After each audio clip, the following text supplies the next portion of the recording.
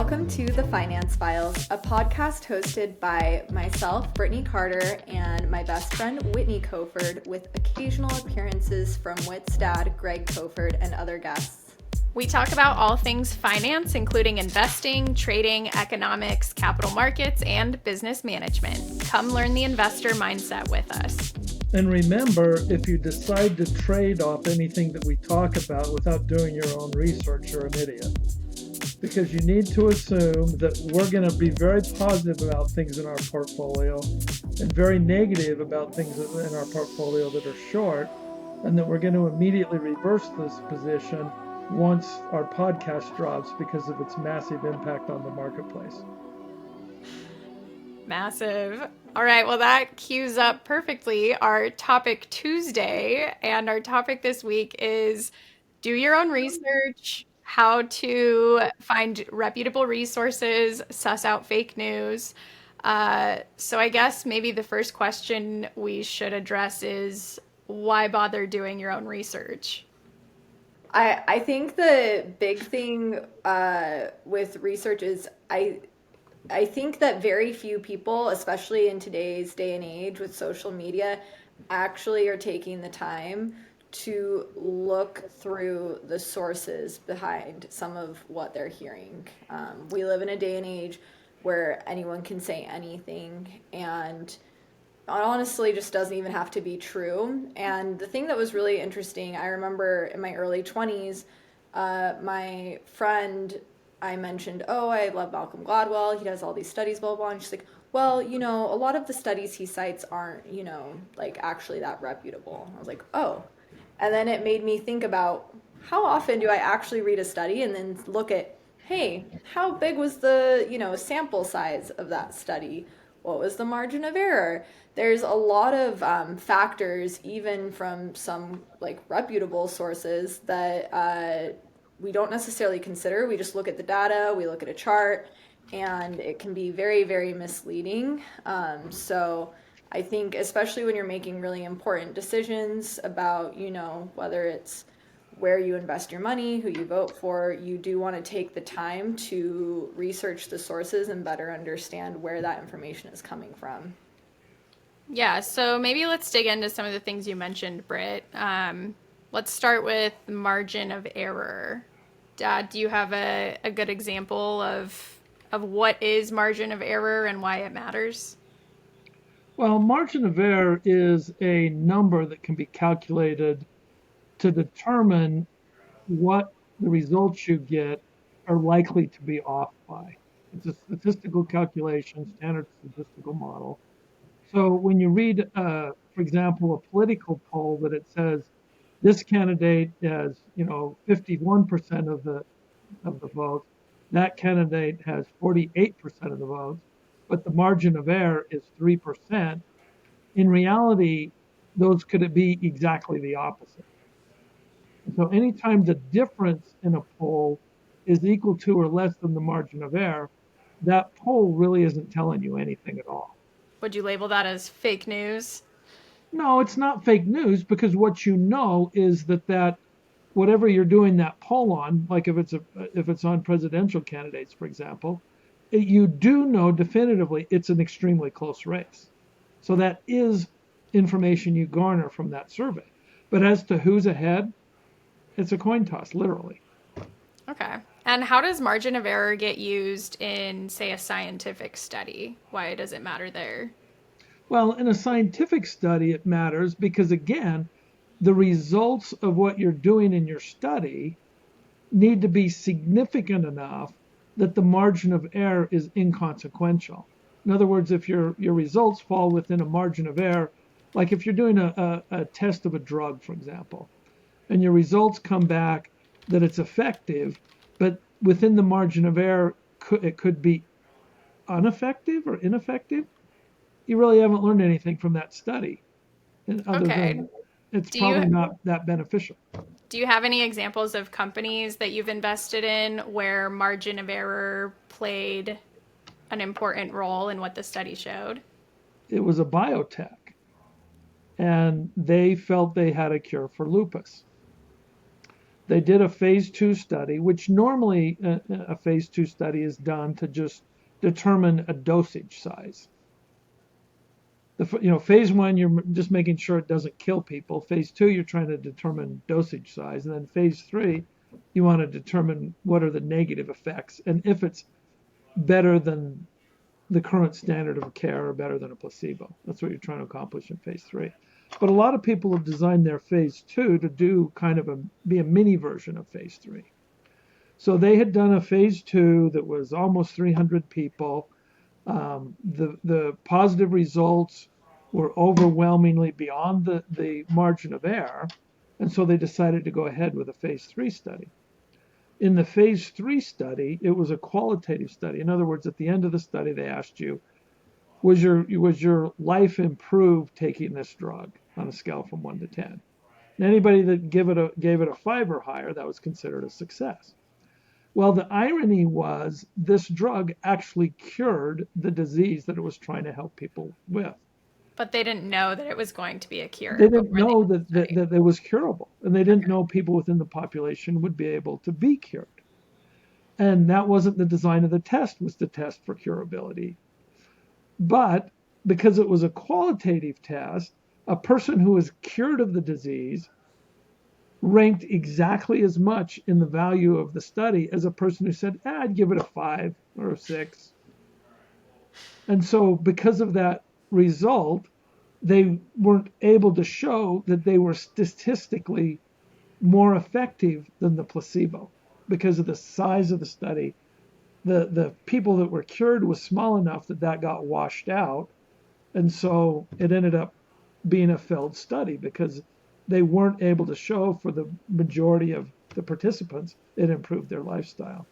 So, but because enough people didn't experience an improvement in their quality of life in the study, the drug failed. So not everyone was cured. Only some people were cured. So I don't remember the exact numbers, but to just use some exemplar numbers, let's say it was a study of 1,000 people. And let's say half the people said it didn't improve my life. But let's say 200 of the people were cured. Well, by the design of the study, that drug fails because it didn't show a statistical improvement against the placebo, even though 200 people were cured, because those 200 people counted exactly the same as the woman who said, I'd give it a 6. So this is almost an example where it didn't work in their favor. Whereas I've seen examples, and this is actually another tricky thing. There was a documentary about a chemical company in Hawaii, and they had a lot of concerns because they had been releasing a lot of toxic chemical compounds that were negatively impacting the community. And they interviewed one of the people that was in charge of like testing for safety, and essentially what they had him do, they would just have him test over and over and over again, and then he would only handpick the studies that had kind of a non like discernible difference. Like he would basically toss out any study that was like showed that this was having a negative and toxic impact on the community, and only use the studies that had kind of this toss-up answer to submit to regulators, right? So I think you have to look at too, like who's conducting these studies and what's their gain to have this study go a certain way. So like a lot of times I like to nerd out on different studies that they publish on like NIH.gov, because I find them so interesting. But what's interesting too, though, is a lot of times they'll indicate conflicts of interest. And I think it's super important that studies and papers have this, because you always want to know what's in it for them, because they can toss out numbers that don't work for them. They can be, they can say it's biased, but they can be selective with which candidates they choose. You really want to look at where these sources are coming from. And I think one call I read while I was kind of getting ready for this week too is like, what integrity does that group have in that, like, especially with like newspapers, like have they ever done a correction, right? Like if someone misspoke out of turn and was like found to have inaccurate information, do they call that out? Like there is a oath of journalism to provide in like integrity within news, but like does that publication actually own up to that and provide corrections? And sometimes it's as simple as like a name or a year or something, but sometimes it can be big. And I think it's important for publications and the groups that you trust and listen to be willing to own up when they might not have the right information on hand. Well, and I think what's hard with, especially with science and scientific studies, and but also news in general, is things are constantly evolving, right? So something that we thought was true or that science indicated might be true, as more information comes and as there's more studies, it may turn out that that assumption or that thesis was incorrect. And I think the pandemic is a really good example of this because we knew nothing early on, right? There was a lot of theories, there was a lot of information being put out, but it changed over time how much we knew. And then concurrently with that, there was also actual fake news that was going about. And so, but it was hard to suss out what's fake news and just completely false versus what information is evolving and based in some sort of science. And so it can be really hard to suss these things out. And I think, Britt, to your point about looking at what's their motivation or if there's a conflict of interest, I think even if you have integrity and you're aiming to not have that conflict, I mean, there's inherent bias, right? There, like maybe in the back of your mind, you may not even realize like, oh, I need to, get this certain result or what have you. And so that's why double blind studies are so important because even we're all human. And so we're going to have those inherent biases that we may not even be aware of. Well, and it's funny you bring up the pandemic because it reminds me of like how many conspiracy theories there were about it, and like the vaccine.